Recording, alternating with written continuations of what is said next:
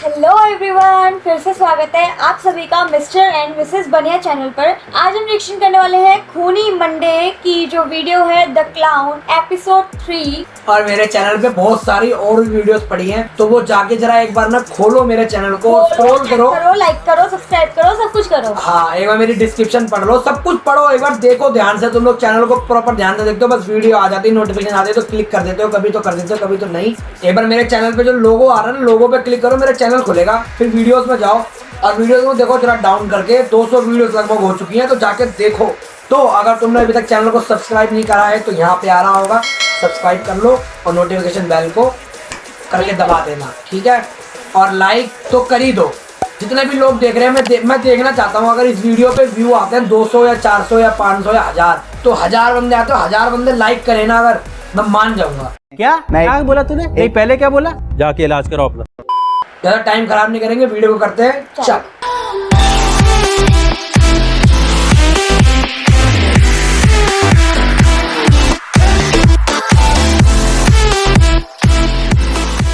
हाँ, स्टार्ट करने से पहले बता देता हूँ, इसके पिछले जो 2 था उसमें उसका जो दोस्त था, उसका जो फ्रेंड था ना, जो बंदा मरा था, उसका जो फ्रेंड था, उसका भी वही सेम तरीके से मौत हुई है। और जब वो ऐना वहाँ से जा रही थी, क्या बोलते हैं, शमशान घाट छोड़ के, तो वो क्लाउन नॉर्मल क्लाउन से बड़ा क्लाउन, खतरनाक क्लाउन बन गया था। तो अब आगे क्या होगा वो इसमें हमें पता लगेगा। तो कुर्सी की पेटी बांध के चलो।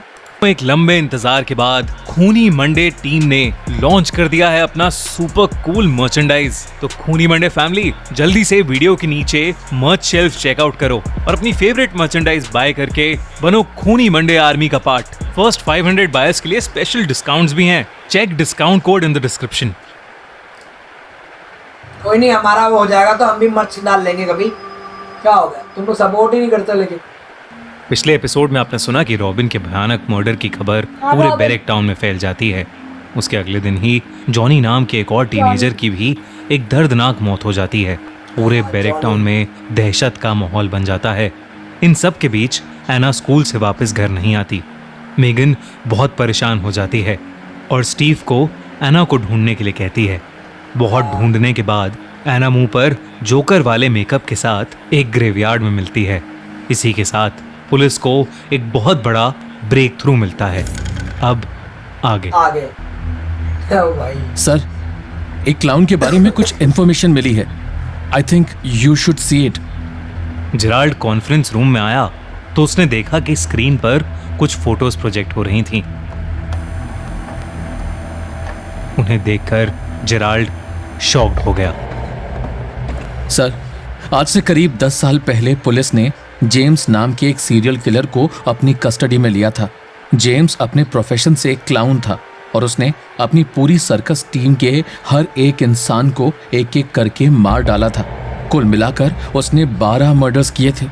ये बैरक टाउन के लोगों के लिए एक रोंगटे खड़े कर देने वाली खबर होती, लेकिन इस खबर के मीडिया में फैलने से पहले ही पुलिस ने इस बात को दबा दिया था। इस वजह से ज्यादातर लोगों को जेम्स के बारे में कुछ पता नहीं था।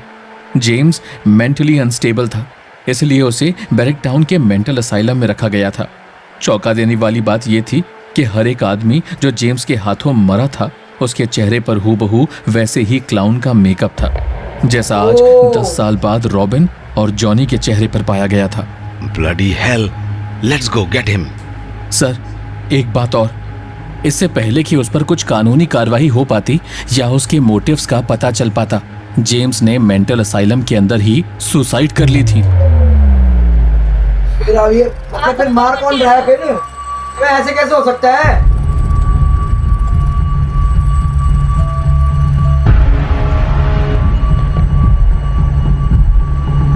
ऐसा तो नहीं हो सकता। वो मर गया तो फिर कौन मार रहा है? उसकी आत्मा मार रही है। फिर आत्मा को कैसे पकड़ोगे?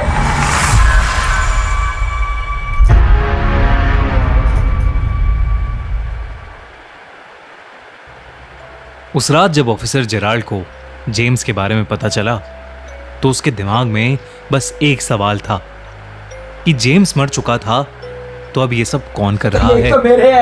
यही तो मेरा सवाल है। जेराल्ड ने अपनी टीम के सभी लोगों को जेम्स के बारे में छोटी से छोटी इंफॉर्मेशन ढूंढ निकालने का ऑर्डर दिया।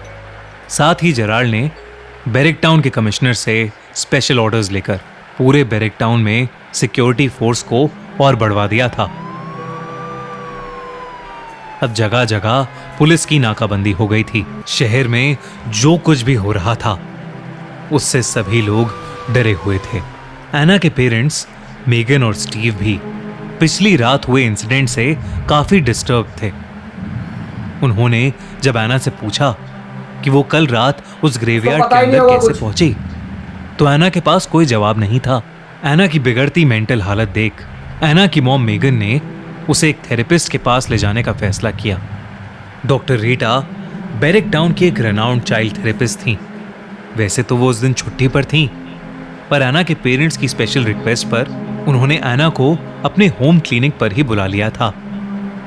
मेगन ने एना को स्कूल से पिकअप किया और वो दोनों सीधा डॉक्टर रीटा की होम क्लिनिक पर चले गए।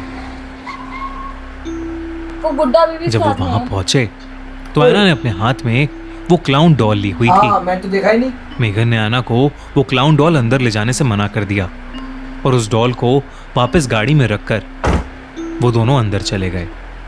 मेगन एना को डॉक्टर के रूम में छोड़कर बाहर आकर वेटिंग एरिया में बैठ गई। हेलो एना, मैं रीटा हूँ और मैं लोगों की मदद उन चीज़ों में करती हूँ जिन्हें वो शायद खुद समझ नहीं पाते।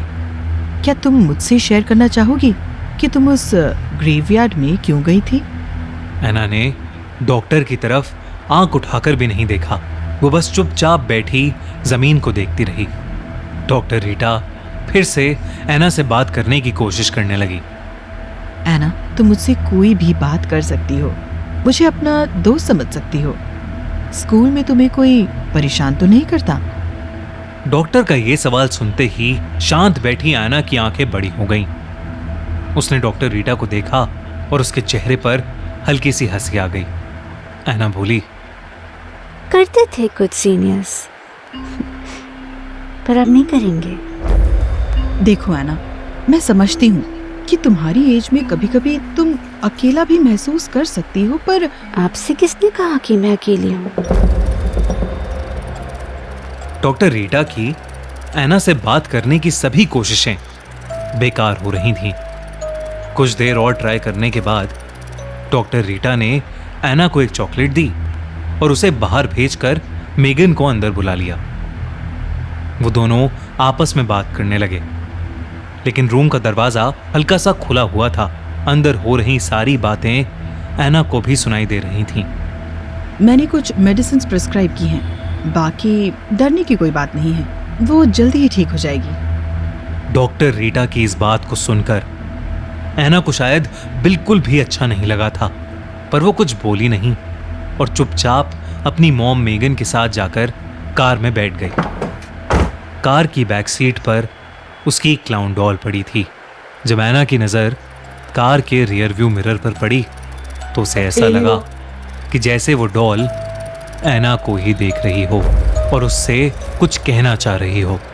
एना की मॉम वापस जाने के लिए कार स्टार्ट करने ही वाली थी कि तभी एना ने अपनी मॉम से कहा कि वो अपना बैग डॉक्टर के रूम में भूल आई है।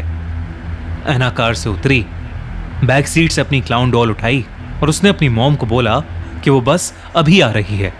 ऐसा एना नहीं उस उसको भी क्लाउन मार डॉल को दे। अपने हाथ में लिए डॉक्टर रीटा की होम क्लिनिक के अंदर चली गई। क्या हुआ बेटा? एना कुछ नहीं बोली और सीधा अपने स्कूल बैग की तरफ आगे बढ़ी। उसने अपने बैग से एक कैंची निकाली और सीधा डॉक्टर रीटा की गर्दन में घुसा दी। डॉक्टर रीटा दर्द से कर्रा उठी। लेकिन उस दिन उनका पूरा स्टाफ छुट्टी पर था। उनकी आवाज सुनने वाला वहां कोई नहीं था। एना बार बार उस कैंची से डॉक्टर रीटा की गर्दन को स्टैब करने लगी। डॉक्टर रीटा अपनी बेबसी में बस एना के चेहरे को सुन्न होकर देख रही थीं। खून की छींटें एना के मुंह पर जा रही थीं, लेकिन एना रुक ही नहीं रही थी। एना पागल हो चुकी थी। गॉड, ठीक करेगी तू।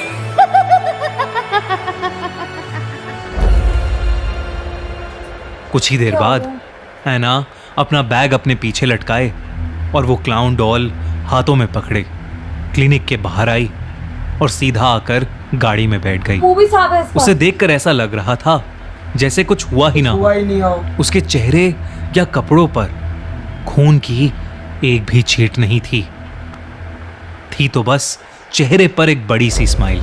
मेगन ने एना के चेहरे पर बड़े दिनों बाद ऐसी स्माइल देखी थी। तब मेगन को लगा कि एना को थेरेपिस्ट के पास लाना शायद एक सही डिसीजन था, लेकिन वो नहीं जानती थी कि एना के हाथों अभी क्या घटा था। दूसरी तरफ ऑफिसर जेराल्ड और उनकी टीम को जेम्स के बारे में इंफॉर्मेशन तो मिल रही थी, लेकिन वो इंफॉर्मेशन किसी काम की नहीं थी। उससे कोई भी ऐसा क्लू नहीं मिल रहा था जिससे केस में आगे बढ़ा जा सके। मुझे ऐसा लगता है जो दो बंदे मरे हैं ना, छोटे छोटे, रॉबिन और है जॉनी, हाँ, हो सकता है वही लोग एना को परेशान करते हो, इसीलिए उस क्लाउन ने उन दोनों को भी मारा। लिंक कर सकते हैं ये। पता नहीं क्या सीन है, मतलब यार एकदम से मुझे तो लग रहा है एना के अंदर ना कोई आत्मा सी आ गई है क्लाउन की, तो वो उससे ऐसे काम करवा रही है। हाँ, तो वो तो ऑफकोर्स करा ही रही है, वो तो हमें भी नजर आ रहा है, लेकिन मेरे को लगता है ऐसा ही दोनों चीज़ों से लिंक हो जाएगा। अभी हो सकता है सबूत ऐसा मिले ना मिले, लेकिन बाद में कहीं जाकर कड़ी चुड़ेगी पक्का, तब हमें समझ में आएगा कि हाँ वो मैं जो कह रहा था सही कह रहा था मैं। चलो देखते हैं यार। इतना ही नहीं, वो गुब्बारे जो एकमात्र सबूत थे वो भी बैरक टाउन या बैरक टाउन के आसपास की किसी भी शॉप पर अवेलेबल नहीं थे। कोई उस तरह के गुब्बारे बेचता ही नहीं था। पुलिस के पास कोई क्लू नहीं था और शहर में एक और मर्डर हो चुका था, लेकिन इस बार किसी टीनेजर का नहीं, बल्कि शहर की एक रेनाउंड थेरेपिस्ट डॉक्टर रीटा का। अगली सुबह जब डॉक्टर रीटा की केस फाइल ऑफिसर जेराल्ड के पास आई तो जेराल्ड ने देखा कि डॉक्टर रीटा के चेहरे पर भी सेम वैसा ही क्लाउन मेकअप है। जेराल्ड को कुछ समझ नहीं आ रहा था कि तभी जेराल्ड का ध्यान डॉक्टर रीटा की केस फाइल में लिखे एक नाम पर गया, एना, जिसे देखकर वो चौंक उठा। रिपोर्ट के अंदर डॉक्टर रीटा की लास्ट कंसल्टेशन का बिल था, जिस पर लिखा था मेगन स्टैनली, एना की मॉम का नाम। ऑफिसर, फौरन मेरी गाड़ी निकालो। ऐसा लेकिन क्या कर तो ये देखा एना है रही है। जेराल्ड ने डॉक्टर रीटा की केस फाइल में? एना की मॉम मेगन का इन सब से क्या लेना देना? और आज जो एना ने डॉक्टर रीटा के साथ किया वो क्या था? क्या एना पोजेस्ड है? क्या एना ही किलर है? हाँ, ये सब लगता है जानने के मुझे। लिए सब इस वीडियो का लिंक जो है वो डिस्क्रिप्शन में मिल जाएगा, तो जाके तुम लोग भी चेकआउट कर सकते हो भाई की ओरिजिनल वीडियो, ठीक है। बाकी मुझे ऐसा लगता है कि वो डरा क्लाउन रहा है, लेकिन वो काम करा रहा है एना से, क्योंकि एना को उसने नहीं मारा, वो एना का ही फेवरेट है। जरिया उसने एना को बनाया है। हाँ, वो एना को ही नहीं मारा, बाकी दोनों को, उन दोनों को बंदों को मारा। वो भी मुझे लगता है कि एना को परेशान करते होंगे, जब भी उसने ये बात बोली कि कोई थे वो बहुत मुझे परेशान करते थे, अब नहीं कर सकते। और ऐसे ही इसने रीता को मार दिया। लेकिन अब रीता के जो केस बना है वो मुझे लगता है वो इसकी माँ के ऊपर जाएगा, एना के ऊपर। वो इन लोगों को लगेगा कि उसने मारा है, उसको करेंगे, बट कहीं ना कहीं मुझे लगता है पता लग जाएगा कि एना कर रही है ऐसा, पोसेस है कि नहीं। मुझे लगता है कि वो पोसेस है, मेरा यही अपना प्रेडिक्शन है, बाकी पता नहीं भाई क्या होगा। बाकी आप लोगों को क्या लगता है कि क्या होने वाला है? क्या एना ही इसमें क्रिमिनल है या फिर जो भी है व्हाटएवर इज इट? आप लोग प्लीज कमेंट में थोड़ा सा छोटे से में बता देना, क्योंकि इतना बड़ा तो कोई भी नहीं लिखेगा चिट्ठा, ठीक है। बाकी अगर आप लोगों को ये वीडियो पसंद आई हो या नहीं आई हो, लाइक तो आप लोगों को करना है। देखो अगर हम इतनी मेहनत कर रहे हैं तो यार आप एक लाइक तो कर दो यार। हाँ, लाइक तो बनता है भाई।